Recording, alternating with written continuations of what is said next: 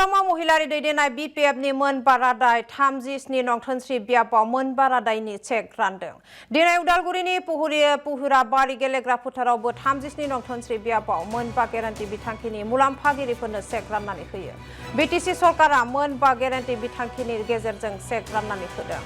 बिटिसिनि मावफुं सोद्रोमा फ्रेस मोसाहारिया राननानै होयो चेकफोरखौ। 37 नं धोनस्रि बियाबाव बियाबनि मोन 833 गावसुंथा गौथुमफोरनो 15,000 रां आरो सा 100 बैसोगोरा सुबुंफोरनो 10,000 रां आरो सा 100 देहायारि नोरजिया सुबुंफोरनो साफायाव 10,000 रां आरो बियाबनि नोगोरारिफोरनो हापाटा राननानै होयो।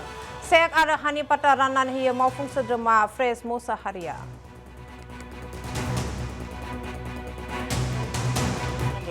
जोंनि बिटिसिनि चिफ मानगोनां हाग्रामा महिलारि सारखौ आं धन्यबाद होग्रोदों। जितु इलेक्शननि समाव जोङो जितु रायजोनो जितु प्रतिश्रुति जितु होदोंमोन जे बे प्रतिश्रुतिफोरखौ दिनै जितु खम समनि गेजेरावनो 100 दिननि गेजेरावनो जितु दिनै मावफुंनो हाबाय। बेबायदियै दिनै जोङो दनसे समस्तिनि सिङाव गासै बे सम जितु मोनबा गेरेन्टि बे मोनबा गेरेन्टिनि प्रग्रामखौ दिनै लानानै दिनै जोङो बेहाय चेक बितरन होनाय हाबाफारिखौ दिनै मावगासिनो दं आरो सोलिगासिनो दं। आरो दिनै गोबां जायफोर दिनै बेनिफिसियारि बिथांमोना दिनै फैदों नंखायनो दिनै आंनि दनसे समस्तियाव टटेल सेल्फ हेल्प ग्रुप गासै 833 जननो अलरेडि दिनै जोङो सेल्फ हेल्प ग्रुपनो दिनै 15,000 करि होगोन आरो जायफोर माने दुखिया परियाल बिथांमोननो आइबे स्किम हिसाबै जोङो 12,500 न'खरनो दिनै होनाय जागोन।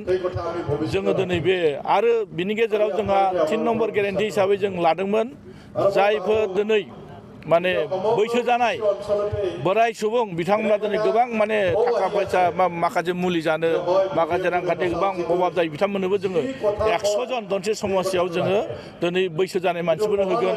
जायखौ जों माने डिसेबल जायखौ दिपांग बिथांमोननोबो जोङो दिनै 100 जन दिनै बिथांमोननो होनाय जागोन। बेबायदिनो दिनै जोङो गासै मोनबा गेरेन्टि आरो दिनै जों लेन्ड पाट्टा हानि पाट्टा होनाय खोथा बुंदों दिनै जों बेहाय होनाय जागोन। नंखायनो जोङो गासै मोनबा गेरेन्टि जितु प्रतिश्रुति होदोंमोन बे मोनबा गेरेन्टि प्रतिश्रुतिया जोंहा 40टा समस्तियावबो जागासिनो दं।